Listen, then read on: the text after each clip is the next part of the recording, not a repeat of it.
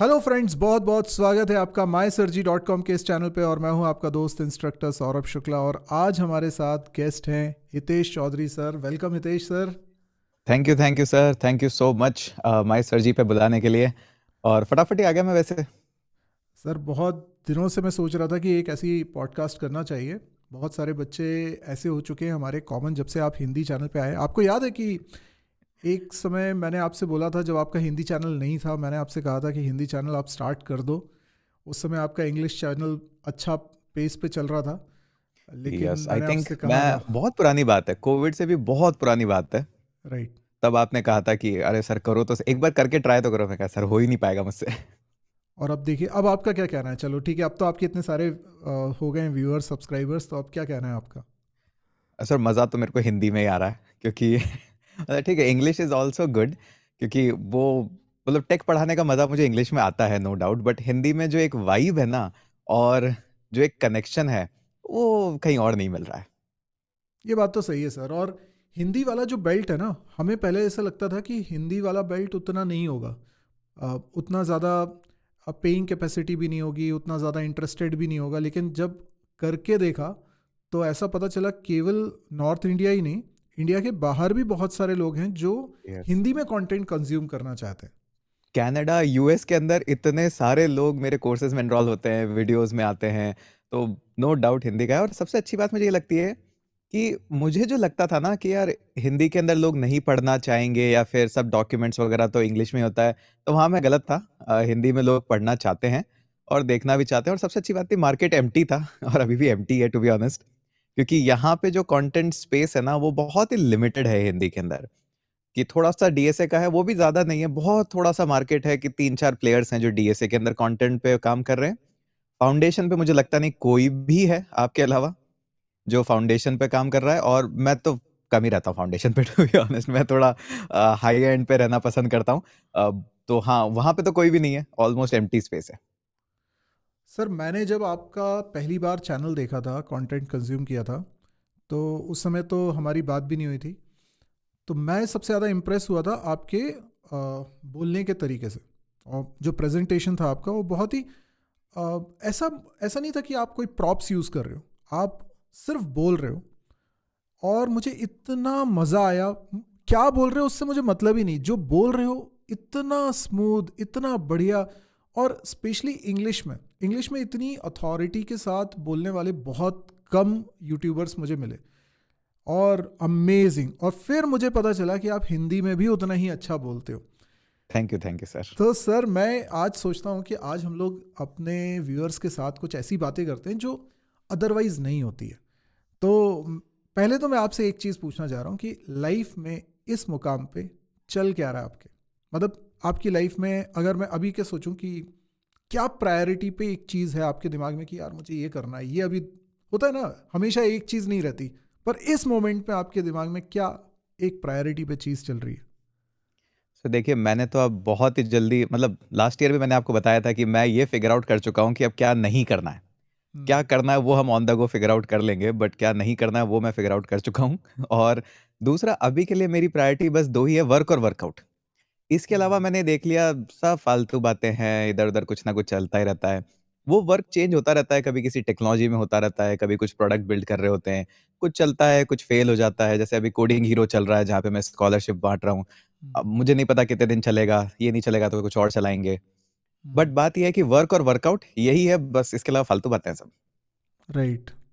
So life में ना ऐसे अलग अलग फेज होते हैं। मैं एक किसी इंटरव्यू में मैंने बोला था कि ट्वेंटीज़ में कुछ चीज़ें होती हैं करने के लिए, थर्टीज़ में कुछ और चीज़ें होती हैं करने के लिए, फोर्टीज़ में कुछ और होती हैं। एक एक डेकेड में डिवाइड कर दिया। You must be in thirties और forties. Almost late 30s। Late thirties. हर एक का डेकेड का कुछ होता है कि इस डेकेड में आपको ये कर लेना चाहिए। और अक्सर लोग क्या करते हैं कि जो काम ट्वेंटीज़ में करना होता है वो फोर्टीज़ में स्टार्ट करते हैं, और वो लाइफ बिल्कुल बैलेंस बिगड़ जाता है। सो अभी आपका लेट थर्टीज़ चल रहा है। क्या है आपका इस थर्टीज़ में गोल, क्या है? जैसे आप अभी आपने एक चीज़ बता दी कि हमने सीख लिया कि भाई हमें क्या नहीं करना है, और अभी आपने करंट में अपना कुछ कुछ प्लान बनाए हुए हैं। इसके अलावा पूरा लाइफ के पर्सपेक्टिव से, नॉट नॉट जस्ट कंटेंट, क्या गोल है? मुझे मतलब ठीक है सर, आपको ज़्यादा एक्सपीरियंस है, क्योंकि मैं मानता हूँ जितने ज़िंदगी वो धरती पे बैठ के जितने ज़्यादा चक्कर लगा लो ना, उतने ज़्यादा एक्सपीरियंस आता है। क्योंकि उस चक्कर के दौरान आप बहुत तरह के अतरंग लोगों से मिलते हो, बहुत सारी सिचुएशंस हैंडल करते हो। वो मैं कहीं कम्पीट नहीं कर सकता उस एक्सपीरियंस से। तो सर पर हमने हाँ, एमबीए ये तो साथ में ही किया हुआ है। वो भी एक कहानी है, जीवन का एक किस्सा है। तो वो भी क्या ठीक है। बट हाँ, ये कहूँगा कि देखो, मुझे ये लगा कि जो मैंने डिसीजन लिए और जो मेरे डिसीजन ठीक रहे, कि 20s में इतना घिसो कि दुनिया कहे कि यार ये पागलपन की हद पार है। क्योंकि राइट। आपको पता है, जब एलसीओ था, मैंने सिंगल हैंडेडली 70 कोर्सेज की लाइब्रेरी बनाई थी। और उसको देख के सभी लोग ये हो गए थे, क्या कर रहा है भाई तू, सोता कब है, जागता कब है? क्योंकि 70 कोर्सेज की लाइब्रेरी और हर कोर्स में तकरीबन 100 से 150 वीडियो। वो पागलपन था, और मैं कहता हूँ वो पागलपन ज़रूरी है। ये जो लोग कहते हैं कि 70 घंटे, 100 घंटे, अरे बिल्कुल करो, उतना ही काम करो, लेकिन डिपेंड्स कि आप, ऐसा नहीं कि 70-100 घंटे वो कंपनी के लिए ही दो। कंपनी जितना आपको पे कर रही है उतना करो, बाकी अपने लिए करो, चाहे वो पढ़ना हो, सीखना हो, कुछ भी हो। बट अपने 20s में ना घिस लो जितना घिस सकते हो। और फिर 30s में आके आपको उसका रिवॉर्डिंग थोड़ा-थोड़ा मिलना शुरू होता है, नॉट कंप्लीटली। बट वहाँ पे जाके आपकी अगर फाइनेंशियल प्लानिंग अच्छी है, तो you will settle a lot more. और कम्युनिकेशन सबसे ज़्यादा ज़रूरी, लोग जिसको बोलते हैं ना, ये टेक कोडिंग वगैरह सब हो जाएगा, ये आ जाता है इवेंचुअली, एक कोर्स लोगे, किसी के साथ बैठोगे, सीखोगे, हो जाता है। बट इंटरव्यूज़ में भी फेल होने का रीज़न क्या होता है? कम्युनिकेशन। डील्स क्रैक ना करने का रीज़न होता है कम्युनिकेशन। वो ये ना, मैं हमेशा बोलता हूँ कि इंसान ना 3 चीज़ों का, आपने सुना होगा बर्म्यूडा ट्रायंगल सबसे खतरनाक है। नहीं, सबसे खतरनाक ट्रायंगल है, मैं क्या बोलना चाहता हूँ, मैंने क्या बोल दिया और सामने वाले ने क्या समझ लिया। ये सबसे खतरनाक ट्रायंगल है। ये बात सही है कि 20s में आपको जितना हो सकता है मेहनत करनी चाहिए। अभी एक बच्चे से मेरी बात हो रही थी, वो भी कुछ इसी तरह के करियर के पड़ाव पे था कि किसी कंपनी में 4-5 साल से काम कर रहा है और कुछ बहुत अच्छा काम मिल नहीं रहा है उसे। मैंने कहा बॉस अभी 27 के हो तुम, घिस लो जितना घिस सकते हो घिस लो, क्योंकि अब इसके बाद एक बार जब तुम 30s में आए, दुनियादारी में फंसे, परिवार में शादी हुई, बच्चे हुए, घर की जिम्मेदारियां आई, 10 चीज़ें आएंगी, तो तुम्हें सबको लेकर चलना पड़ेगा। मतलब आप ये नहीं बोल सकते कि मेरे को कोई मतलब नहीं है, मैं तो बस एक ही काम करूंगा। तो 20s ही वो समय है जब आप एक ही काम करोगे, उसके बाद और तो फिर आप बस फ़ोकस्ड हो जाओ। इस्टेब्लिश हो रहे हो। अब फ़ोकस्ड हो जाओ, क्या होता है कि लोग बाग बहुत जगह भटकते हैं, ये करूँगा, शायद इसमें फ्यूचर नहीं होगा, ये करूँगा। फ्यूचर सब में है, बट एक बार वही ना, टॉप 1% जो लीग है ना, वो सबसे एक्स्ट्राऑर्डिनरी पैसे कमाती है। चाहे एक्टिंग हो, सिनेमा हो, यूट्यूब हो, टीचिंग हो, टॉप 1% लीग में अगर आप पहुँच गए कैसे भी, और उसको पहुँचने के लिए वो आम रास्ता नहीं होगा। अगर आप सोच रहे हो मैं भी उठ रहा हूँ, सो रहा हूँ, खा रहा हूँ, नहीं, ऐसा नहीं होता। यूट्यूबर्स जितना घिस रहे हैं ना टॉप पे पहुँचने के बाद, और जितना आप किताबें पढ़ रहे हैं, ब्रेनस्टॉर्म कर रहे हैं, वो अलग लीग है। तो वहाँ पे तो आप नो डाउट बहुत कमाते हो, चाहे कोडिंग हो, चाहे एक्टिंग हो, चाहे कुछ भी हो। टॉप 10% में भी यू अर्न अ लॉट। लेकिन अगर उसके नीचे हो ना, क्योंकि कॉम्पिटिशन इतना है नहीं अब। आप देखो, लोग घिसना भी नहीं चाह रहे, वो भी नहीं, तो इट्स रादर ईज़ी। बट हाँ, आपको देखो, ऐसा नहीं है कि मैं बस कोडिंग सीख लूँ। कोडिंग भी सीखनी पड़ेगी, फाइनेंशियल लिटरेसी भी लेनी पड़ेगी, क्योंकि जो थोड़ा-सा पैसा आ रहा है, उस पैसे को कहाँ इन्वेस्ट करके कैसे उससे और डबल किया जा सकता है उसको, या फिर उसको ऐसी जगह रखा जा सकता है कि आपका, वो कहते हैं ना कि अ राइट सीज़न मनी जिसको हम बोलते हैं, कि कभी दुविधा आएगी तो वो होगा, तो उसको भी लेना ज़रूरी है। तो सारी नॉलेज लेनी पड़ती है, कम्युनिकेशन भी चाहिए, बुक्स भी पढ़नी पड़ती है, टेक नॉलेज भी लेनी पड़ेगी। हम यूट्यूब पे हैं, तो आपको पता है कि हमने कितने डिस्कशन करे हैं कि सर माइक कौन-सा होना चाहिए, कैमरा कौन-सा होना चाहिए। मैं तो उस टाइम पे बहुत ज़्यादा ही क्रेज़ी था उसके अंदर, कि नहीं, मुझे एक-एक चीज़ जाननी है इसकी। तो ऐसा नहीं है कि सिर्फ़ हम कोडिंग टीचर थे, हमें कैमरा भी देखना पड़ा, सिनेमा भी देखना पड़ा, कम्युनिकेशन भी, और एक रूम में बैठ के कैमरे से बात करना वो भी आसान नहीं था। तो learn a lot. All I am saying is घिसो अपने आप को। In 30s you start focusing a little on money and upgrading yourself. और वो 40s वाला तो सर आप ही बता सकते हो, वो मेरे पास है नहीं अभी। 40s, 40s is more about your health. और अब आपके कुछ सपने होते हैं, आप हमेशा 20s में एक सपना देखते हो कि मुझे ये अचीव करना है, वो अचीव करना है। 40s में जाके आप उस अचीवमेंट को एंजॉय करना भी स्टार्ट करो।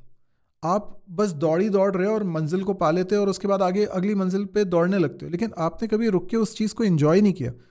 अभी अभी आप तो, मैं आपके बारे में जितना जानता हूँ बहुत कुछ मेरे को पता है, लेकिन हमारे दर्शकों को कई चीज़ें नहीं पता होंगी, तो मैं कुछ पूछना चाह रहा हूँ आपसे।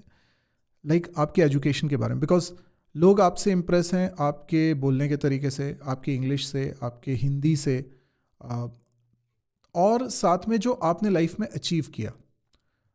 कई सारी स्टार्टअप्स के पार्ट रहे, कई सारी कंपनीज में आपने टेक्निकली काफ़ी बड़ी जिम्मेदारी उठाई है।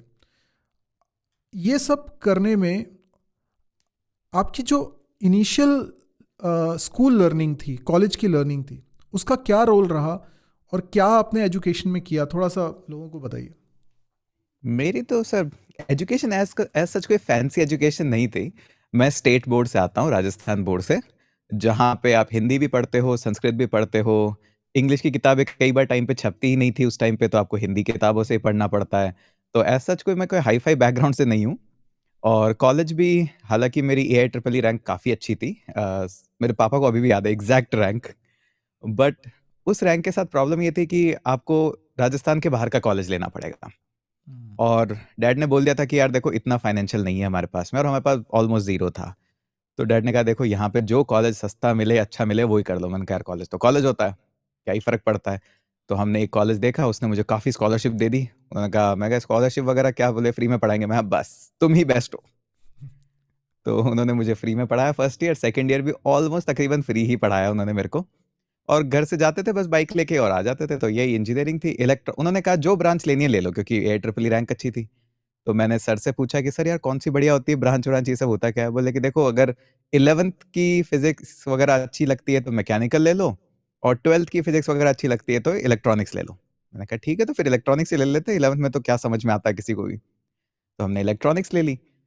और उसके बाद फिर लगा कि यार ये तो ठीक चीज़ नहीं करी हमने, क्योंकि इतना सर्किट वर्किट, मतलब अच्छा है सर्किट भी, बट वो ये पैसे ज़्यादा लगते थे सर। हम्म। एक सर्किट बोर्ड खराब हुआ, एक पीसीबी खराब हुआ, फिर जाके लेके आओ, फिर महँगा ये वो, तो प्रोजेक्ट्स बनाने में इनमें बहुत दिक्कत होती थी। तब मुझे कंप्यूटर्स में इंटरेस्ट आ गया, तो हम कंप्यूटर्स में निकल गए। और उसके बाद फिर अर्ली ऑन स्टेज में अच्छा ये रहा कि मैंने काम करना शुरू कर दिया। हम्म। मैं कई कंपनियों के अंदर मैंने काम किया, जैसे एक कंपनी थी, वहाँ पे मैं साइबर सिक्योरिटी की ट्रेनिंग्स लेता था। वहाँ से मुझे बहुत पॉलिशिंग मिली, क्योंकि कॉलेजेस के अंदर, कॉर्पोरेट्स के अंदर लेक्चर्स डिलीवर करने थे, जो कि 8 आवर पर डे का होता था। हम्म। और प्योर इंग्लिश में। अब जैसी टूटी-फूटी जो बोलनी है वही बोलनी है। अब हम आते हैं स्टेट बोर्ड से, अब धीरे-धीरे करके हो रहे पॉलिश।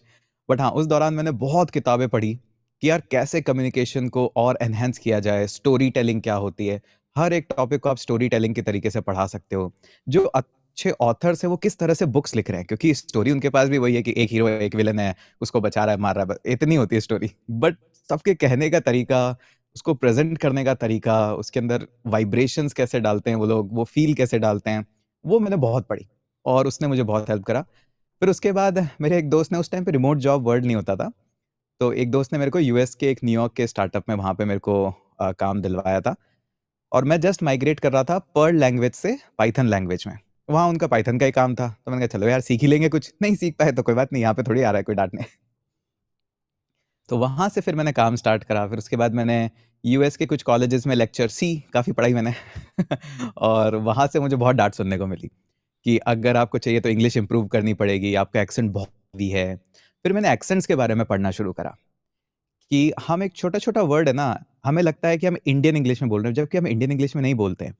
आपकी जो नेटिव टंग है, वो कहीं न कहीं बीच में आती है। कि अगर एक मंकी वर्ड भी बोलना है, तो एक पंजाब का इंसान अलग तरह से बोलेगा, तमिलनाडु का अलग से बोलेगा, और राजस्थान का अलग से बोलेगा। सेम वर्ड, बट इतना ज़्यादा वेरिएशन आता है, और ये वेरिएशंस यूएस में पसंद नहीं था उनको। हम्म। तो मैंने कहा कि देखो यार सीधी बात है, पैसा दे रहा है वो यूएस से आदमी, उसको समझ में आना चाहिए। तो I literally sat down on a mic, और मैंने बस बोल-बोल के कितना और मुँह खोल के मैं अच्छे से बोल सकता हूँ। मेरे पास घंटों-घंटों के वीडियोज़ हैं वो, तो कि क्या मैंने आप ये बस मानते हो कि ये आपका इंग्लिश इम्प्रूवमेंट का टर्निंग पॉइंट था? हाँ, ये मेरा इंग्लिश, क्योंकि वो सीधी-सी बात थी। यहाँ पे मेरे लोगों ने मज़ाक उड़ाना शुरू कर दिया था कि यार इसके तो एक्सेंट है, ये ऐसे बोलता है। बट आई वाज़ प्रिपेयरिंग हम्म। कि मुझे उनको समझाना है, और हम्म। यहाँ पे लोग भले ही मज़ाक उड़ा रहे हैं, एक बार बुरा लगता है, बट इससे पैसा नहीं आ रहा है। वो लोग करेक्ट। डॉलर्स में पे कर रहे हैं। हम्म। अब या तो अपना ईगो लेके बैठ जाओ कि मज़ाक उड़ रहा है तो छोड़ देते हैं, या फिर उनको समझाने के लिए काम करो जो कि डॉलर्स में पे कर रहे हैं। तो मैंने कहा हटाओ यार, मज़ाक उड़ता रहेगा, क्योंकि पैसा प्रायोरिटी था उस टाइम पे, वैसे ही जेब में कुछ नहीं था।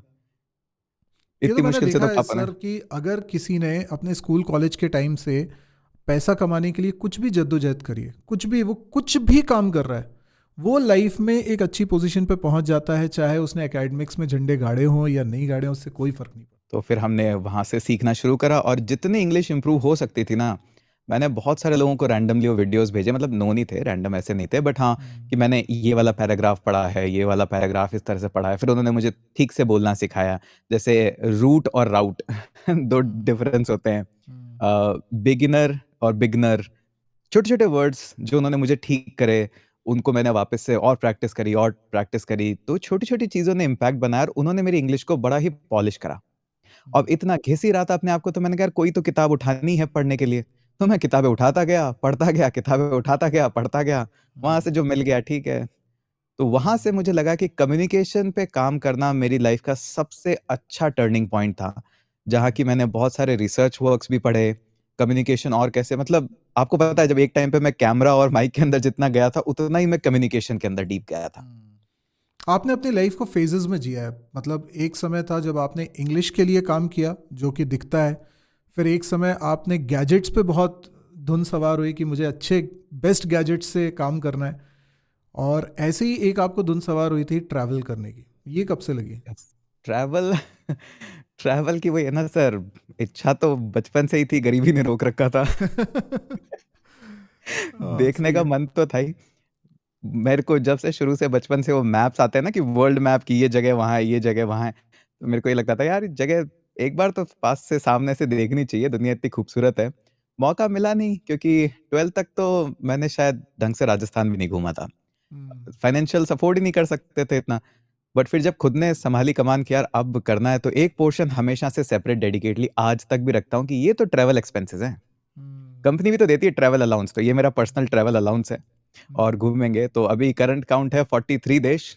वाओ। और नेक्स्ट प्लान बस ये देख लो, अभी हम मैं और वाइफ यही करते हैं कि हम वर्ल्ड मैप लेके बैठते हैं आईपैड पे दुनिया घुमाते हैं कि बताओ कौन-सा कहाँ पे जाना है। अमेजिंग। नहीं, ट्रैवलिंग ट्रैवलिंग तो मेरे ख्याल से सभी लोगों का, जो आपने कहा ना गरीबी ने रोक रखा है, मेरे ख्याल से बहुत सारे लोग इससे इत्तेफाक रखेंगे, गरीबी ने रोक रखा है। अच्छा, मुझे एक बात बताओ, एक क्रेजी सा इंसिडेंट बताओ कि आप ट्रैवल करने गए हो और आपके साथ कुछ ऐसा हुआ है जो बहुत ही अनएक्सपेक्टेड था। ऐसा कुछ अरे है सर अभी मैं दिमाग में? बताता हूँ आपको, सबसे इम्पोर्टेंट बात पता है क्या है? जीवन के अंदर आपने जितना ट्रैवल करा हो, जितने अच्छे एक्सपीरियंस रहे हो, आपको याद नहीं रहते। कांड हम्म। हमेशा याद रहते हैं। करेक्ट। तो अगर जितने और देखो अगर घूमोगे, कांड होंगे आपके साथ में, तो वो कांड आपको याद रहेंगे। मैं रणवीर के भी पॉडकास्ट पे गया था, तो वहाँ पे भी हम यही कांड ही डिस्कस कर रहे थे कि कहाँ पे क्या। इजिप्ट के अंदर भी हमने बहुत सारी चीज़ें फेस करी। उसके बाद चाइना में तो बहुत करी मैंने। इटली तक में, इटली जैसे शहर में भी बहुत कुछ देखा। सबसे फ़नी इंसिडेंट आपको बताता हूँ, जिस यूरोप को हम मानते हैं कि बहुत बड़ा है, बहुत अच्छा है, या सब यहाँ पे तो अंग्रेज़ है, वहाँ पे सबसे कम इंग्लिश बोली जाती है। हम्म। पेरिस के अंदर मैंने लाइव बैठ के लोगों के ऐसे वॉलेट निकलते हुए देखे, क्योंकि पेरिस की एक बहुत बड़ी प्रॉब्लम है, वहाँ पे गर्ल्स पिक पॉकेटर्स हैं। और मैंने ये भी देखा कि एक बाइक वाला आया, एक अंकल आंटी थे, फ़ोटोज़ खींच रहे थे, एक बाइक वाला आया और बैग उठा के ले गया। स्नैचिंग। उस बैग में कैमरा और उनके पासपोर्ट वगैरह सब थे। तो उनको जो पैनिक मोड में मैंने देखा, तो उनके साथ मैं गया फिर उनकी हेल्प करने। उनको एम्बेसी में कैसे व्हाइट पासपोर्ट मिलता है जिससे आप एक बार ट्रैवल कर सकते हो, तो मेरा वो भी एक्सपीरियंस रहा कि वो कैसे करवाते हैं। और सबसे फ़ैसिनेटिंग मेरे लिए लाइफ़ देखने को तब मिली जब मैंने वेनिस के अंदर था मैं, और मुझे मेरा होटल नहीं मिल रहा था। तो सब कुछ करके, सब कुछ देख के, मतलब पैनिक होना तो बहुत पहले ही छोड़ दिया था कि अब जो है सो है यार, क्या कर सकते हैं उसका। वहाँ पे मुझे लगा था कि रात के करीब 10 साढ़े 10 बज गई थी, और वेनिस ना 6-7 बजे के बाद ही एकदम खाली होना शुरू हो जाता है। It's like a ghost town. दिन में इतने टूरिस्ट और शाम को एकदम से सब गायब। तब मुझे लगा कि यार करना चाहिए, तो वहाँ पे मेरे को मेरा होटल मिल नहीं रहा था, होटल वाला फ़ोन नहीं उठा रहा था, उन गलियों में कुछ मिल नहीं रहा था। तो मैंने सीढ़ियों पे लगा लिया था अपना बैग कि आज तो रात यही कटेगी। पुलिस वाला आ गया तो शायद होटल छोड़ देगा या ले जाएगा कहीं, और अगर कुछ और इंसिडेंट हो गया तो यही मंज़ूर है आज। लकीली एक बंदे ने हेल्प कर दी और होटल तक छोड़ आया, और उसको थोड़ा सुनाया भी कि तुमने फ़ोन क्यों नहीं उठाया, सो रहा है तुम्हारा क्लाइंट यहाँ पे सड़कों पे वेट कर रहा है। तो that is I would say कि यार है थोड़ा-सा इश्यू, बट हाँ, ट्रैवल अगर आप करने जा रहे हो ना, एक्सपेक्ट कांट। सब कुछ स्मूथ नहीं जाएगा लाइफ़ की तरह। और अगर वहाँ पे आप पैनिक नहीं हुए और सिचुएशन हैंडल कर गए, that's it, you are winner. Otherwise आपका इंसिडेंट खराब ही रहेगा। और मेरे ख्याल से जब आप फैमिली के साथ जाते हो तो वो एक अलग टाइप का एक्सपीरियंस होता है, लेकिन जब आप बैचलर हो, आप बिना रिस्पॉन्सिबिलिटी के जा रहे हो, तब तो कुछ कांड होना तय होगा ही होगा। हाँ, अभी मैं थोड़ा-सा मतलब now I travel a little bit, not like travelling but more of like an experience, क्योंकि वाइफ भी साथ होती है, यू हैव तो to I plan, book. You have to हाँ, प्लान तो एवरीथिंग। थोड़ा-सा अपग्रेड अब कर लेते हैं, पहले नहीं करता था मैं इतना। राइट। पहले तो बस बैकपैक किया, मतलब मैंने वियतनाम टूर किया था बस एक बैकपैक के साथ, वो भी पीछे टका हुआ था, दैट्स इट, कुछ नहीं था मेरे पास और। तो मतलब वो मुझे वाले आप ऐसा लगता है कर कि ली। ये तो बेस्ट चीज़ है दुनिया में ट्रैवल करना। आप कब सबसे पहले अकेले घर से बाहर निकले थे, मतलब एट वॉट एज? कहीं भी, कॉलेज में ज़रूरी निकला नहीं कि था मैं। फॉरेन, कहीं भी। नहीं, कॉलेज में निकला था मैं पहली बार। हम्म। छोटा ट्रैवल किया था मैंने यहाँ जयपुर से बीकानेर, वो मेरा फर्स्ट ट्रैवल था कि मैंने अकेले किया था। एक कॉलेज था वहाँ पे, टेक फेस्ट था, बस वो छोटा-सा एक्सपीरियंस लेने गए थे। इतना मज़ा नहीं आया था वहाँ पे, बट हाँ, वहाँ पे लाइफ़ के चैलेंजेस देखे कि कैसे होटल मिलती है, नहीं मिलती है, क्योंकि उस टाइम गूगल मैप्स वगैरह ये सब नहीं थे। वो एक था, और उसके बाद जो नेक्स्ट रहा वो था कि मैं आईआईटी बॉम्बे गया था। हम्म। तो वो बॉम्बे खुद ट्रैवल करना, वहाँ पे फिर मिलना लोगों से, बात करना, वो आई थिंक मेरी लाइफ़ का भी one of the turning point था, क्योंकि मैंने काफ़ी अच्छे प्रोजेक्ट्स पे काम किया आईआईटी बॉम्बे पे, वहाँ बहुत सारे दोस्त भी बनाए, उनका नेटवर्क भी मिला। बट वो ट्रैवल से ही स्टार्ट हुआ, तो आई थिंक वो सबसे यादगार ट्रैवल था। मैं ना सबसे पहले ट्वेल्थ क्लास पे था शायद, हाँ तब मैं निकला था। और मैं अपने एक दोस्त, और कुछ नहीं, भोपाल से इंदौर। और निकले भी कैसे थे, हम दो दो दोस्त थे, और इससे पहले कहीं पे भी अकेले नहीं गए। और हमको हमारे एक दोस्त ने बोला कि इंदौर आ जा। उन लोगों ने, अच्छा ट्वेल्थ से हम लोग फर्स्ट ईयर में आ रहे थे, तो उन्होंने कुछ एंट्रेंस एग्ज़ाम दिया था और उनका इंजीनियरिंग में हो गया था, और इंदौर में एक आईपीएस कॉलेज है, वहाँ पे उन्होंने एडमिशन ले लिया था। तो उन्होंने कहा कि हम यहाँ पे रहते हैं, बढ़िया मस्त मज़ा आएगा, आओ। तो हमने कहा चलते हैं। और शायद उसने भी कैजुअली बोला था, मतलब जैसे अपन बोलते हैं ना आना, वैसे ही उसने बोला हाँ, था आना। और हमने तो बैग पैक किया अपना एक एक, और बस निकल लिए। अब घर से निकल लिए, साहब वो फ़ोन नहीं उठाए। अभी हम भोपाल में ही हैं, घर से निकल चुके हैं, वो फ़ोन ही नहीं उठाए। हमने कहा अब तो घर से निकल चुके हैं, बड़ी बेइज्जती होगी अगर घर जाके बोलेंगे तो हम लोग ट्रेन में चढ़ गए। और कौन सी ट्रेन थी वो, पैसेंजर टाइप की ट्रेन थी। और उस ट्रेन ने, उस दिन पता नहीं क्या हुआ उसके साथ, वो लेट पहुंचते पहुंचते रात को 1 बजे पहुंची, जो शाम को पहुंचनी थी। अब 1 बजे एक नए शहर में, लगभग ट्वेल्थ क्लास के हम, और जीवन में कभी बाहर नहीं निकले, और हमें इतना डर लगे कि 1 बजे रात को एक अनजान शहर में, और हम ऑटो में बैठे, ऑटो वाला कहीं तो भी लेके जा रहा है, वो दोस्त फ़ोन नहीं उठा रहा है अभी भी, हमें मालूम ही नहीं है उसका एड्रेस कि वो जाना कहाँ है हमें। हमने कहा अब उससे सुबह कांटेक्ट करेंगे, अभी तो कहीं चले। रात को उसने एक होटल में रोका। आप मानोगे नहीं सर, होटल में हम इतना डरे, पहले तो मांडवाली करके हमने जैसे तैसे 600 रुपये में रूम किया, और हम रात भर नहीं सोए, रात भर जगते रहे। इधर उधर से कुछ कुछ आवाज़ें आ रही है। अच्छा, पहले के समय कुछ इंटरनेट नहीं था, गूगल मैप नहीं था, कितना डिफिकल्ट था ट्रैवल करना। आजकल तो बहुत इजी है, लोग कहीं भी जा सकते हैं। बट हाँ, मैं मानता हूँ सर, क्योंकि ट्रैवल की अनसर्टेनिटीज़ को देखोगे ना, तब आपको पता लगेगा कि लाइफ़ बहुत ही अनएक्सपेक्टेड है, हम्म। और आप जिन चैलेंजेस को चैलेंज समझ रहे हो, उतने चैलेंज है नहीं। क्योंकि मुझे याद है, मतलब नाम तो नहीं लूँगा मैं किसी शहर सिटी का, क्योंकि लोग उससे अपने आप को जोड़ लेते हैं कई बार। बट एक हम्म। एक्सवाईज़ेड शहर में मैं गया था, हम्म। और कॉलेज का ही टाइम था। तो वहाँ पे ये सब बीकानेर और मुंबई के ट्रैवल मैंने कर लिए थे। उसके बाद मुझे लगा कि यार एक फाइनल शॉट देते हैं कि पीसीबीज़ कैसे बनती है, ये सब मैं सीखने गया था एक शहर में। और जिस शहर में मैं उतरा ऑटो से, और वहाँ पे फर्स्ट फ्लोर पे हमें रूम दिया गया था कि यहाँ आपको रुकना है, मैं रुका। बालकनी में बैठ के, मेरे को आपको पता है मैं अंदर नहीं रुकता हूँ, मुझे बाहर देखना होता है कि बाहर क्या चल रहा है। देख रहा था, एक और बंदा आया, उतरा, ऑटो वाले ने कहा मैं बैग लेके चलता हूँ आपका, उसने कहा ठीक है ले आओ। थोड़ी देर में ऑटो वाला भागता हुआ चला गया। मैंने कहा यार क्या हुआ, ऐसे क्या हुआ? तो कुछ डाउट तो होता है कि ऐसे भाग के क्यों गया? मैंने कहा ठीक है देख के तो आते, कोई आया तो मिल के आते, आपको पता है मैं मिलने पहुँच ही जाता हूँ। फिर वहाँ देखा तो उसके पेट में चाकू लगा हुआ था, ओह। और पहली बार जीवन में ऐसा ब्लड स्प्लैटर पूरा देखा था। तो मतलब आप देखते हो, बहुत कुछ देखते हो लाइफ में। उसके बाद you have the patience, you have the courage to deal with any situation, क्योंकि आप उस सिचुएशन के पार्ट बाय चॉइस नहीं होते, you are just part of it. एक मूवी मैंने देखी थी, 1:40 की लास्ट लोकल, देखी है आपने? नहीं सर। देखना, मतलब रिकमेंडेड मूवी है। एक तो क्या सरप्राइजिंग थी, उस मूवी का कोई बहुत हल्ला नहीं हुआ था, अभय देओल उसमें हीरो था। ये मूवीज और अच्छी करता है अभय देओल। हाँ, अरे वो मूवी जब मैं देखना स्टार्ट किया, एक तो कोई आइडिया नहीं कि ये मूवी में क्या है, क्या स्टोरी लाइन है, कुछ पहले से प्रिडिक्शन नहीं है। और देखते जा रहे हर 5 मिनट में एक ट्विस्ट आ जाएगा, और खतरनाक ट्विस्ट आता है। वो 2 घंटे 3 घंटे कैसे बिताता है, और कितने टर्निंग पॉइंट्स आते हैं उसकी लाइफ में, मतलब कितनी बार मौत को छू के निकल रहा है वो, उसके साथ क्या इंसिडेंसेस हो रहे हैं।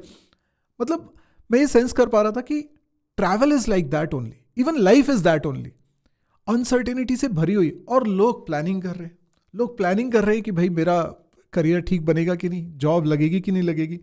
अरे कोई ना भैया लाइफ में बोलते ना, आगे तो बढ़ो, देखो मैं तो क्या हमेशा क्या मेरी मिलेगा। क्लासेस मैं मेरी क्लासेस में हमेशा बोलता हूँ, टेम्परेरी लाइफ में परमानेंट सेटलमेंट चाहिए सबको। बताओ, मेरी जॉब परमानेंट होगी कि नहीं होगी। सर पहले तो लोग बात करते थे गवर्नमेंट में जॉब परमानेंट होती है ना, प्राइवेट में जॉब परमानेंट नहीं होती। लोग लोग ना इतने कंफ्यूज हैं। और खैर उनकी भी गलती नहीं है, हम लोग भी जब उस एज में थे ना, जब स्टूडेंट थे, तो हमें भी बहुत कुछ नहीं पता था। ये सब चीज़ें तो आज बोलना हमारे लिए आसान है। अच्छा चलो सर, एक बकेट लिस्ट की बात की जाए। कभी आपने बनाई बकेट लिस्ट? Yes sir. तो अभी की बकेट लिस्ट में कुछ शेयर करने लायक है? एक्चुअली मैं सबसे पहली मेरी जो बकेट लिस्ट थी हम्म। उसमें था कि क्या मैं अपने आप को इतना पुश कर सकता हूँ कि मैं साल में 200 डे जिम जा सकता हूँ क्या। हाँ। एंड आई डिड इट ये कब की बात है? कंटिन्यूस। ये है कोविड से पहले, आई थिंक 18 17 18 के आसपास की बात है। और हम्म। एक नहीं, मैंने कंटिन्यूसली 2 साल किया था। तो वो एक बकेट लिस्ट का एक बहुत बड़ा, उससे मुझे कॉन्फिडेंस आया कि यार आई कैन बी डिसिप्लिन्ड, यार आई कैन डू इट। तो वो एक था, और वो फ्री में होता है, कुछ बाय वाई करने की जरूरत नहीं है, बस एक लो बड़ा सारा कि यार 200 डेज मार्क करने हैं वहां पे। तो लिटरली राइट। मैंने बस एक शीट ली, चिपकाई, और मैं उस पर नंबर्स लिख रहा था बस। हाँ। और अरे वो बहुत नंबर्स सही जैसे ही लगता है। एक बार 50 60 के आसपास पहुंच गए ना, फिर तो नहीं यार ये करना है अब। हम्म। तो एक वो था, एक बकेट लिस्ट मैंने बनाई थी ट्रैवलिंग डेस्टिनेशंस की, मुझे कौन कौन से वो वंडर्स ऑफ वर्ल्ड ये सब देखने हैं। हम्म। तो वो कंप्लीट हो गई सर और अनएक्सपेक्टेडली बहुत जल्दी हो गई वो कंप्लीट। मुझे लगा था कि यार 40s तक होगी ही होगी, पर पता नहीं कैसे बहुत जल्दी वो कंप्लीट हो गई। उसके बाद से मैंने बकेट लिस्ट वगैरह सच कुछ बनाई नहीं है अभी। हाँ, हम्म। इस साल का एक कंट्री है जो मैं बहुत टाइम से प्लान कर रहा हूँ और शायद इस साल मैं कंप्लीट कर लूंगा। मुझे मंगोलिया जाना है। हाँ। और ये ऐसी एक ऑफ बीट डेस्टिनेशन है कि जहाँ पे इतना आसानी से आप नहीं जा सकते, क्योंकि एक ऑफ बीट डेस्टिनेशन मैंने ऑलरेडी कर ली है, कि मेरे को जेरूसलम देखना था। हाँ, वो मेरे को देखना था, तो आई डिड इट। लकी, और वन लकीली ऑफ द आपने तो ऐसे लकीएस्ट। समय पे देखा है कि बस वॉर शुरू ही हो रही थी। हाँ, बस वही। और एक मेरे को मंगोलिया देखना है, I want to know the history of it, कि क्या था और अभी चंगेज कैसा खां। है, क्यों है। बट वही है कि वहाँ पे आप नॉर्मली ट्रैवल नहीं कर सकते, और अब तो वाइफ के साथ और करना है। अकेला होता तो मैं बैक पैक करके निकल गया होता अब तक। हाँ, थोड़ा फैमिली के साथ जाओ तो थोड़ा डर भी रहता है ना कि कहाँ जा रहे हो, कैसा है, थोड़ा हाँ, तो समझ के अभी जाना तो पड़ता है। एक ही बकेट लिस्ट है, बस ये है कि ये वाला करना है। और आई थिंक ये मैंने बकेट लिस्ट में लिखा नहीं, but one of the bucket list मैंने अभी रिसेंटली कंप्लीट करी, जो कि है कोडिंग हीरो, कि हम्म। मेरा खुद का स्कॉलरशिप प्रोग्राम चले। हम्म। क्योंकि मैं उस टाइम से आता हूँ जब एजुकेशन बहुत इंपॉर्टेंट थी मेरे लिए। अगर एजुकेशन नहीं होती तो शायद I would have been nothing. Hmm. और मैं उस फेज से आता हूँ कि जब एक इंसान को एक स्कूल से इसलिए निकाल दिया गया 6 मंथ क्योंकि फीस नहीं थी। तो hmm. I can feel that pain कि यार एजुकेशन कितनी ज़रूरी होती है। और मैं शुरू से आई एन्जॉय एजुकेशन, मेरे लिए वो हम्म। फोर्सफुल चीज़ नहीं है। I enjoy hmm. Reading books, I enjoy learning things. मुझे कोई सी स्कूल का, कोई सी क्लास का, you just give it to me, I will enjoy it thoroughly. और हम्म। तब आपको 6 मंथ के लिए स्कूल से निकाल दिया गया क्योंकि फीस पे करने के पैसे नहीं है। तो आई थिंक ये मेरी ज़िंदगी का एक अचीवमेंट ही है कि मैं इस स्कॉलरशिप प्रोग्राम को लेके जाऊँ। इनफैक्ट मैं कई कंपनियों से भी, इनसे भी बात कर रहा हूँ कि अभी मैं 50,000 पर मंथ स्कॉलरशिप दे पा रहा हूँ बच्चों को। तो मैं हम्म। क्या इसको 1 लाख तक पहुँचा सकूँ? क्या मेरे बाद भी ये चल पाए? तो आई थिंक, क्योंकि स्कॉलरशिप का थोड़ा-सा हमने एडटेक के अंदर ऐसे कचरा कर दिया है हम्म। कि स्कॉलरशिप के नाम पे कूपन्स हैं, स्कॉलरशिप के नाम पे डिस्काउंट्स हैं, कि हमारे हम्म। बैच में आ जाओ, ये आ जाओ। I don't want to attach strings. आपको जो करना है हम्म। उस पैसे से करो। आपको लैपटॉप खरीदना है, लैपटॉप खरीदो। आपको अपनी स्कूल की, कॉलेज की फीस पे कर, I am nobody to govern that money. मैंने बस आपको कोई पैसा दिया। मार्केटिंग गिमिक नहीं है उसके पीछे। हाँ, पूरा ऑनेस्ट एक हाँ, बहुत अच्छा उसमें है, मैं कोई नोबल कॉज है ये। कोर्सेज़ अटैच नहीं करता मेरे, कोई कुछ नहीं करता। इनफैक्ट मैं पढ़ाता भी नहीं हूँ उसमें। हम्म। बच्चे ही आते हैं, वो ही पढ़ाते हैं। मैं क्लासेस कभी-कभार अटेंड करता हूँ चुपचाप से देखने के लिए कि कैसा पढ़ा रहा है, क्या कर रहा है। But hmm. Most of the time I am not there. It's run by पूरे पीपल के बारे में, वही वोट करते हैं, वही किसी को जिताते हैं। कई बार लोग कोशिश करते हैं सिस्टम को मिसयूज करने की, that's I know is a part of life, और इवेंचुअली हम उसको भी फिक्स कर देंगे। बट ठीक है यार, I am very happy with this कि मैं सोच रहा था 40 में 45 में ये करूंगा कि मेरी खुद की स्कॉलरशिप चले, अभी से चल रही है, कोशिश करूंगा कि आगे भी चलते रहे। तो आई थिंक ये बकेट लिस्ट में था बट लिखा नहीं गया था, और ये चेक ऑफ हो गया, तो सुपर हैप्पी विद इट। आपकी क्या है सर बकेट लिस्ट में भी? हाँ सर, बहुत बहुत सारी चीज़ें हैं, और मैं तो अब आई एम 44 नाउ। तो सबसे पहली चीज़ थी मेरा हेल्थ, हेल्थ को लेकर। तो वो तो इस साल सर आपने किल किया है एकदम। सर मैं रिग्रेट करता हूँ इस बात को कि जब हम 20s में थे तब इस बारे में अवेयरनेस क्यों नहीं थी।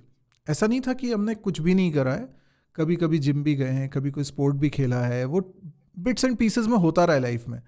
लेकिन एक डिसिप्लिन के साथ, जो आप कह रहे हैं ना कि मुझे कंटिन्यूसली जाना है, तो साहब पिछले साल मैं जयपुर ही आया था, और उस समय से मैंने स्टार्ट किया था some form of the exercise. Started with walking, running, then cycling, swimming.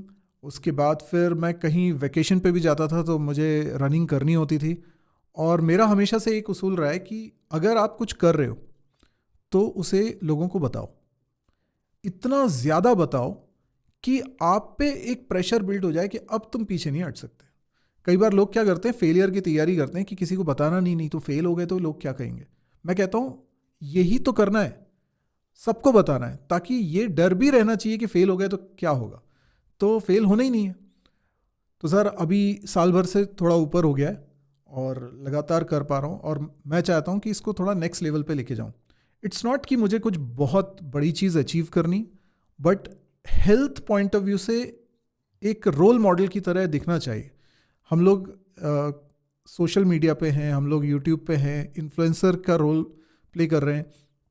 हम शायद कभी भी उस तरीके से अपने आप को नहीं देखते हैं जैसे कि फिल्म स्टार वगैरह होते हैं, बड़े स्टार्स होते हैं। लेकिन हमारे भी फॉलोअर्स हैं, हमारे को भी बच्चे मानते हैं, हमारे से कुछ सीखते हैं।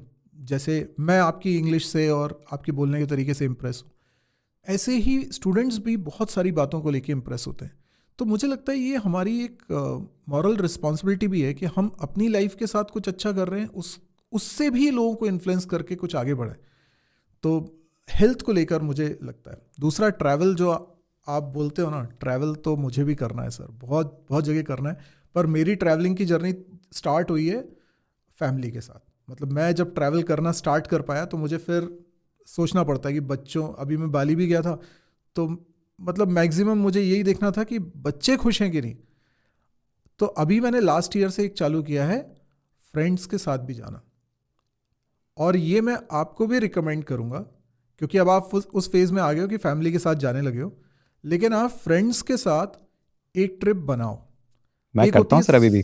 सोलो ट्रिप, एक होती है, ठीक है, एक होती है फैमिली की ट्रिप। लेकिन जो फ्रेंड्स के साथ क्रेजी ट्रिप होती है ना, और जितना आपकी एज बढ़ेगी उतना ज़्यादा उस ट्रिप के मज़े बढ़ेंगे। अरे सर मैं करता हूँ, मेरे क्या है ज़्यादा फ्रेंड्स नहीं है, क्योंकि हमारा जो स्कूल में बास्केटबॉल ग्रुप होता था आज भी सेम है। मतलब उसके बाद शायद मैंने इतने नज़दीकी दोस्त बनाए भी नहीं हैं, और उनको क्या है कि इंडिया से बाहर जाना इतना पसंद नहीं है। बट ना कि सिर्फ मैं उनके साथ ट्रैवल करता हूँ, I sometimes sponsor their entire trip. तो अभी रिसेंटली थोड़ा साल पहले की बात है कि मेरा एक दोस्त था, वो कह रहा था यार ये ताजमहल पास से भी इतना ही अच्छा दिखता है क्या? तो मैंने कहा तूने ताजमहल देखा? कह रहा यार बहुत पहले बचपन में देखा था।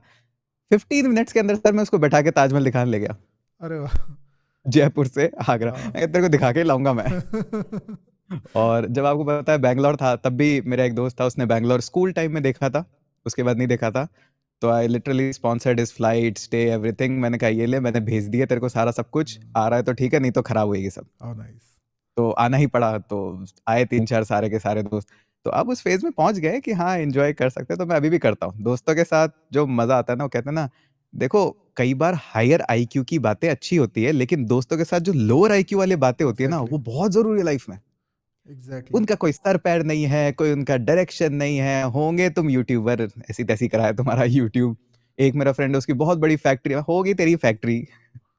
वो वो वहां पे जो समय लो समय आईक्यू। रहना के आपने देखे कंटेंट, मैं ये देखता था उसके उसके कंटेंट को देखकर मैं हमेशा ये चीज़ सोचता था कि जिस तरह की लैंग्वेज वो यूज़ करता है, देखो ह्यूमर तो है, भले ही वो कुछ भी वर्ड्स यूज़ करता हो, लेकिन ह्यूमर तो है और इंटेलिजेंस है उसके अंदर। तो वो हम लोग दोस्तों के बीच में वैसी बातें करते हैं, हम कभी उसे पब्लिक प्लेटफॉर्म पे नहीं बोलते क्योंकि हमें लगता है कि नहीं, इट्स नॉट राइट टू से सच वर्ड्स इन पब्लिक। लेकिन आज भी दोस्तों के बीच में जब मिलते हैं तो उस तरीके से बात होती है, और वो दोस्त बहुत गिने चुने होते हैं।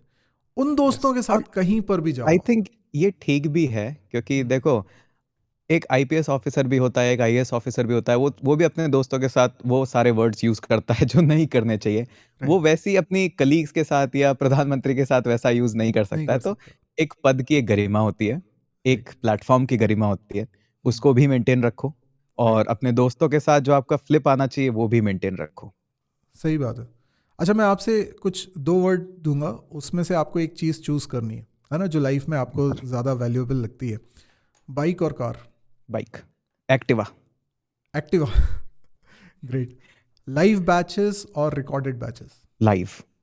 लाइव बैच, मेरे को भी। अच्छा, रात में या दिन में कहाँ काम करना ज़्यादा पसंद? Night time. Night time. Sports देखना या खेलना? खेलना, नो, एनी डे। मैं भी कभी स्पोर्ट्स देखने में इंटरेस्टेड नहीं होता, खेलना है बस, कुछ भी हो खेलना है। यूरोप और एशिया? लिविंग के लिए अगर मुझे परमानेंटली सेटल डाउन होना है, no place other than Jaipur. Not even in great. Asia, other than Jaipur नहीं चलेगा कुछ भी।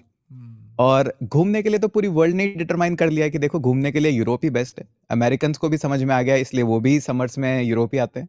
पूरे ऑस्ट्रेलियंस वगैरह सब आपको यूरोप में पाए जाते हैं, तो घूमने के लिए यूरोप है अच्छा, no doubt about it. But depends Europe के कौन से पार्ट में आप जा रहे हो, आपको क्या देखना है। तो घूमने के पर्पज से यूरोप इज गुड, और अच्छी बात यह कि मैंने सारा यूरोप एक पॉइंट मैंने ट्रैवल किया है वहाँ का। तो आई थिंक घूमने के लिए वो, बट सेटल डाउन आप अपनी कंट्री को देखो, कितना ही गाली दे लो, कितना ही कुछ कर लो, बट इट इज बेस्ट। आत्मा तो यहीं बसती है। नहीं, जयपुर तो मैं आया भी हूँ, और मुझे ऐसा लगता है कि वो भी कुछ हद तक भोपाल जैसा एक है, उसके अंदर वाइब, सुकून है। जो यस। सुकून वर्ड है ना, वो चीज़ मुझे लगी। और मुझे लगता है कि ये ना आपको बैंगलोर में मिलेगा, ना मुंबई में मिलेगा, ना दिल्ली में मिलेगा, ये बहुत मुश्किल है। तो मुझे भी अपने शहर से बहुत प्यार है, और मैं चाहता हूँ कि एक बार आप आओ, भोपाल आओ, और बल्कि हमारे दो तीन जो कॉमन मित्र हैं उनको भी हम लेकर आएँ, और बढ़िया 2-4 दिन का बढ़िया प्रोग्राम बनाते हैं, और भोपाल में देखिए क्या क्या चीज़ें हैं। ये मेरे को काफ़ी टाइम हो गया भोपाल में आए हुए। मैं कुछ गेस्ट लेक्चर्स वगैरह के लिए आया था, उसके बाद नहीं आया, बट अभी जल्दी प्लान करेंगे। वो ये ना, भोपाल, जयपुर, इंदौर, ये कुछ ऐसे शहर हैं जहाँ पे मैं खड़ा होके ना समोसा खा सकता हूँ इत्मीनान से। राइट। वो मेरे ऊपर नहीं है कि इक्विटी कौन सी है, मेरा शेयर कौन सा, ये सब अरे तो समोसा पे ध्यान दे भाई, आराम से खा, चिल कर। तो यहाँ दर्शकों को मैं बताना चाहता हूँ कि अ, जैसे मैं फाउंडेशन के एलिमेंट्री कंटेंट बनाता हूँ प्रोग्रामिंग से रिलेटेड, और मेरी कोशिश ये रहती है कि जिसको प्रोग्रामिंग बिल्कुल समझ में नहीं आ रही है, वो उसके अंदर एक स्पार्क पैदा हो, इंटरेस्ट पैदा हो, उससे चीज़ें बनने लगे, वो भी ये बोलने लगे कि हाँ, अब मेरे को कोडिंग बनती है। और हितेश सर भी बेसिक्स पढ़ाते हैं, लेकिन बेसिक्स से ज़्यादा जो उनका फोटे है, जो मुझे लगता है, उन्हें प्रोडक्ट बिल्डिंग में ज़्यादा इंटरेस्ट है। वो नए आइडियाज़ पे काम करना पसंद करते हैं, और बहुत जल्दी जल्दी उनके दिमाग में आइडियाज़ आते हैं कि ये प्रोडक्ट बनाना चाहिए। और वो सब ऐसे नहीं होते कि हाइपोथेटिकल सिचुएशन, वो रियलिस्टिक जो प्रॉब्लम आसपास दिख रही है, उन्हीं में से किसी प्रॉब्लम को सॉल्व कर रहे हैं, या फिर कुछ ऐसा क्रिएट कर रहे हैं जो कि सोसाइटी में मिसिंग है। और ख़ास तौर पे टेक जोन में स्टूडेंट से रिलेटेड हो सकता है वो। और उन्होंने काफ़ी सारे ऐसे स्टार्टअप्स में भी पार्टिसिपेट किया। और मुझे लगता है कि अगर किसी भी स्टूडेंट को ऐसा लगता है कि कैसे प्रोजेक्ट्स बनाना है, कैसे हम स्टार्ट करें अपनी इस जर्नी को, तो हितेश सर बहुत ही अच्छे मेंटोर साबित होंगे इस चीज़ के लिए। क्योंकि thank you sir, thank you so much. उन्होंने बहुत सारे प्रोजेक्ट्स बनाए भी। और जैसे होता है ना कि आपको एक्सपीरियंस है कि कोडिंग एक्चुअल में किस लेवल पे की जाती है, और सिर्फ कोडिंग ही सब कुछ नहीं है। जो मैं अभी किसी एक वीडियो में मैंने बोला था, हम लोग सोचते हैं कि प्रोग्रामिंग स्किल, ठीक है, दिस इज़ वन थिंग, आप प्रोग्रामिंग स्किल पे काम कर रहे हो, खूब कॉम्पिटिटिव प्रोग्रामिंग करो, उससे आपकी प्रोग्रामिंग स्किल, पजल सॉल्व कर रही है कि आपकी एबिलिटी बढ़ी, दैट इज़ वन थिंग। लेकिन एक चीज़ है प्रोजेक्ट डेवलपमेंट। प्रोजेक्ट डेवलपमेंट में प्रॉब्लम को सॉल्व करना, विच इज़ नॉट नेसेसरी कि वो एक पजल सॉल्व कर रहे हो आप, ये कैसे होगा, कौन से टूल को यूज़ कर लेना है, कैसे ये सॉल्व हो सकती है प्रॉब्लम, वो एक एंटायरली अलग स्किल सेट है। और वो चीज़ में मुझे लगता है कि हितेश सर, अभी जितने यूट्यूबर्स हैं, उन सब में एक I think in my opinion you are the best. नहीं और sir, we are among some of the top league, but हाँ, मैं ये कहता हूँ हमेशा, देखो यार, आपको टाइम लगेगा। आप सोचो कि 10 दिन में मैं सब सीख जाऊंगा, 1 महीने में सीख जाऊंगा, ऐसा तो नहीं होगा। जो फर्स्ट स्टेप है वो लेना ही पड़ेगा, क्योंकि राइट। आप जब मेरे टच में आ रहे हो, मेरे कांटेक्ट में आ रहे हो ना, तब हम ये डिस्कस नहीं करेंगे कि वाइल लूप क्या है और फॉर लूप क्या है। तब हम ये डिस्कस नहीं कर सकते कि सर फॉर लूप का सिंटैक्स क्या है, या फिर एरे में जीरो से क्यों स्टार्ट होते हैं। ये डन एंड डस्टेड है यार। ये आपको ऑलरेडी आना चाहिए था, ये बेसिक्स आपके क्लियर होने चाहिए थे। अब हम ये बात नहीं करेंगे कि सर यहाँ फॉर लूप लगाऊं कि वाइल लूप लगाऊं। अब हम बात करेंगे, देखो डेटाबेस से 15 ऑब्जेक्ट्स आए हैं, इनको इस ऑर्डर में वेबसाइट पे डिस्प्ले करना है। हम उस पे ये सब चर्चाएं नहीं कर सकते कि फॉर लूप चाहिए कि एरे चाहिए कि कैसे स्टोर कराए या डेटाबेस को कैसे पे। This is the task. अब आप चाहे चैट जीपीटी की हेल्प लो, चाहे किसी की भी हेल्प लो, बट अगर आपको लूप्स में भी अभी प्रॉब्लम है ना, तो मतलब आपका फाउंडेशन वीक है। वो जो आपको 3 महीने 4 महीने की जो घिसने की जरूरत थी, आपने शायद वो स्किप कर दिया है। क्योंकि और वही है, जब आप ये बड़ा पिक्चर, एकदम ब्रॉड ओवरव्यू पिक्चर देख लेते हो ना, उसके बाद आपको लगता है यार, मतलब हम तो खैर लकड़ी का बिजनेस करते हैं, तो मुझे वही आइडिया ज्यादा आते। तो एक हाथी एक हथौड़ी को लेके कैसे सेंटिमेंट हो सकता है? अरे उसका एंड प्रोडक्ट सोफा है, वो बनाना है। बट ऐसा भी तो नहीं कर सकते कि उसको हथौड़ी चलानी ही नहीं आती।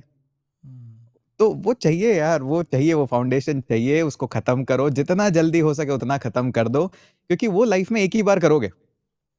मेरे से लाइफ में आप 10 बार मिलोगे, और कभी रिएक्ट में मिलोगे, कभी बैकएंड में मिलोगे, कभी रूबी में मिलोगे, कहीं ना कहीं मेरे से 10 बार मिलोगे। फाउंडेशन में आप एक ही बार मिलते हो किसी से भी। और वो अगर सॉलिड बेस तैयार है ना, उसके बाद आपके पास बहुत बड़ा बेड है। कभी यहाँ जंप करो, कभी यहाँ जंप करो, उसको स्किप मत करो यार, कर लो एक बार। वो घिसना तो है जिंदगी में, या तो पहले या बाद में, वो करना तो है ही आपको। जल्दी कर लोगे तो जल्दी फ्री हो जाओगे। Sir over the period of time इतने सारे कोर्सेज बनाने के बाद मैंने एक कोर्स बनाया है अल्टीमेट कोडिंग फाउंडेशन नाम से। और इस कोर्स में मैंने कुछ इस तरीके से डिज़ाइन किया कि जिसको अभी कोडिंग बिल्कुल भी नहीं आती है, वो एंट्री ले ले और उसको प्रोग्रामिंग के सारे बेसिक्स पता चल जाए, लॉजिक बिल्डिंग हो जाए, वो सोचना सीख जाए, प्रॉब्लम्स कैसे सॉल्व करना है, उसके लिए सोचना कैसे होता है, स्टकअप हो रहे हैं तो क्या करना होता है वो सोच ले, ऑब्जेक्ट ओरिएंटेड प्रोग्रामिंग सीख ले, डेटा स्ट्रक्चर के बेसिक्स समझ ले, स्टैंडर्ड टेम्पलेट लाइब्रेरी भी सीख ले। इतना उसको एक पैकेज में देना चालू किया। पहले भी ये कोर्सेज मैंने यूट्यूब पे भी फ्री भी प्रोवाइड किए हुए हैं, लेकिन फ्री में मैंने एक चीज़ देखी कि स्टूडेंट आते हैं, देखते हैं, अपने हिसाब से उसको कंज्यूम करते हैं, लेकिन प्रॉपर ट्रेनिंग नहीं होती। प्रॉपर ट्रेनिंग कैसे होगी कि एक मेंटर है जो गाइड कर रहा है स्टेप बाय स्टेप कि आप क्या करोगे, कितना करोगे, कैसे करोगे और क्या गलत कर रहे हो, और एक डिसिप्लिन में आपको टाइम बाउंड मैनर में वो कंप्लीट करा दे। तो उसके लिए मैं पेड कोर्स भी लेता हूँ। और जो बोलता है कि भाई मैं पैसे नहीं दे सकता हूँ, तो उसके लिए यूट्यूब पे सारे फ्री कोर्सेज भी रखे हुए, वो अपने हिसाब से कंज्यूम करके भी कर सकता है। ऐसे ही कोई भी व्यक्ति अगर चाहता है कि आपसे कनेक्ट हो, तो आप किन कोर्सेज को रिकमेंड करोगे? आपके फ्री हो, पेड हो, क्या कहोगे आप? मैं तो स्टार्ट ये कहता हूँ हमेशा, चाय और कोड का जो फ्री है वहां से स्टार्ट करो। क्योंकि देखो, पेड कोर्सेज तो हमारा काम है, दैट्स आवर जॉब, वो तो हम करेंगे ही। बट क्या आप हमसे कनेक्ट हो पा रहे हो, वाइब कर पा रहे हो हमारे साथ में, वो बहुत ज़रूरी है। उसके बाद आपको पेड भी अच्छा लगेगा। अगर फ्री में ही वाइब नहीं कर पा रहे हमारे साथ में, आपकी बातें ही मैच नहीं हो रही है, तो इट्स ओके यार। इट्स नॉट कि मैं ही फाइनल डेस्टिनेशन हूँ। बहुत सारे और यूट्यूबर्स हैं, कहीं पे करो, फ्री में उनका कंटेंट कंज्यूम करो। सारे यूट्यूबर्स फ्री में देते हैं। आज जो इतना कंटेंट आप देख रहे हो ना, इंटरनेट पे है, सब कुछ है, all thanks to paid courses. कि उन्होंने पेड कोर्सेज से पहले अपने फ्री मटेरियल वहां पे दिया है, तो आप पहले उनके साथ देखो, वाइब करो। आपको जमता है तो आप बाय करो, नहीं करो तो मैं तो ये कहता हूँ फ्री कंटेंट से स्टार्ट करो, चाय और कोड के। और इससे, और हाँ, इससे मेरे को एक बात याद है कि मैं हमेशा जब भी ये चीजें देखता हूँ, तो मुझे याद आती है सारी जैकी चैन की मूवीज। देखो, स्टार्टिंग में ट्रेनिंग अकेले करनी पड़ेगी एक एक चीज पे। और वो जो जैकी चैन का फ्रस्ट्रेशन होता था ना मूवीज में, कि ये मेरा मास्टर मुझसे यही क्यों करवा रहा है रोज, ये पानी निकाल के मैं ये क्यों फेंक रहा हूँ, वो करना पड़ता है। That is your primary. उसके बाद वो चीजें काम में आती है, बट रिंग में जाने के बाद जो अलग प्रैक्टिस होती थी जैकी चैन की, वो that is your project making. तो एक तो उसका ध्यान रखो। और दूसरी चीज मैंने देखी कि सर, आपके पेड कोर्सेज हो, फ्री कोर्सेज हो, दैट इज ठीक है, डिफरेंट चीज है। बट लाइफ में ना हर पॉइंट पे मेंटरशिप्स लगती है। और ऐसा नहीं है कि कोई अगर पॉइंट पे पहुंच गया है या कुछ हो गया है तो उसको मेंटरशिप नहीं लगती। नहीं लगती है। कभी अपने छोटों से भी लगती है, कभी अपने बड़ों से भी लगती है। समटाइम्स आपको एक डिफरेंट पर्सपेक्टिव चाहिए होता है। तो जैसे कि मतलब मैंने शेयर तो नहीं करा, बट मैं बताता हूँ कि एक बड़ी अच्छी यूनिकॉर्न कंपनी थी, उस पे मैं जॉब कर रहा था, बड़ी अच्छी पोज़ीशन पे जॉब कर रहा था और कोई प्रॉब्लम भी नहीं थी मेरे को, they are good people, nice people. But मुझे लगा कि यार अब बहुत हो गया, I think I should do something of my own. But उस टाइम पे वो सैलरी का लग गया था। क्या बोलते हैं, वायरस की नई सैलरी तो चाहिए। तो मुझे लगा छोड़ना चाहिए, नहीं छोड़ना चाहिए, और ऐसा मैंने पहले नहीं देखा है अपने साथ कभी भी होते हुए।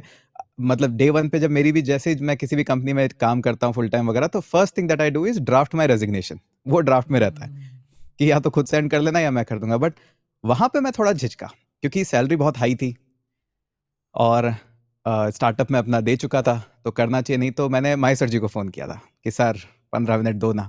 तो सर ने कहा कि अरे सर 15 मिनट क्या, 15 घंटे लो। और मैंने सर से लंबा चौड़ा डिस्कशन करा कि यार ये मुझे करना चाहिए या नहीं करना चाहिए। और सर ने कहा नहीं, नहीं करना चाहिए। वो ख़ैर लॉन्ग कन्वर्सेशन थी वो भी। But moral of the story is कि वहाँ पे मुझे भी मेंटरशिप लगी, और हमेशा ऐसी मेंटरशिप्स लगती हैं। हालाँकि माही सर जी से मैं ऐज में बहुत छोटा हूँ, बट माही सर जी ने ऐसे फ़ोन मुझे भी किए हैं कि सर माइक पे डिस्कशन करना है। ये बैठ के बताओ मुझे कौन-सा इनफैक्ट ये माइक कैसा ये क्या होगा? माइक जो है ये हितेश सर की देन है। तो वही है, तो यू नीड मेंटरशिप, उसमें कोई छोटा-बड़ा कुछ नहीं होता है। Exactly. Sometimes you are stuck in the phase, वहाँ पे एक मेंटरशिप ले लो, तो लाइफ़ में आगे निकल जाते हो। और बहुत काम है ज़िंदगी में, उन पे अटक लेंगे, उन पे झगड़ लेंगे। तो वही कोडिंग कोर्सेज़ का भी होता है कि आप कोडिंग कोर्सेज़ पढ़ रहे हो, ठीक है, आप कर लोगे लूप वगैरह ये सब। एक मेंटर रहेगा तो जल्दी कर लोगे, वरना कर तो लोगे ही। चलो, बहुत अच्छा लगा आज बात करके, और मुझे लगता है कि जो लोग सुन रहे हैं उनको भी मज़ा आया होगा। और किसी को भी अगर कुछ पूछना है हितेश सर से, आप यहाँ कमेंट सेक्शन में भी पूछ सकते हैं, और उनके चैनल को भी विजिट कर सकते हैं। मैं उनके चैनल का लिंक प्रोवाइड कर दूंगा डिस्क्रिप्शन सेक्शन में, तो आप उसको देख लीजिए। वैसे तो चाय और कोड आप टाइप करिएगा, उनका चैनल आ जाएगा। यस, तो आजकल हम बहुत फेमस चल रहे हैं। अभी बहुत जल्दी उनके 1 मिलियन होने वाले हैं, और जिस तेज़ी से वो चल रहे हैं, मेरी बहुत बहुत शुभकामनाएं आपको। जल्दी से आप कंप्लीट करें 1 मिलियन। थैंक और यू सर। आइए भोपाल, आइए, फिर भोपाल में मिलते हैं। भोपाल तो सर वो चाय ड्यू चल रही है, तो आना ही है वो तो। चलिए sir, thank you so much आने के लिए। मिलते हैं फिर कभी नेक्स्ट पॉडकास्ट में। Thank you. Alright, goodbye. Thank you.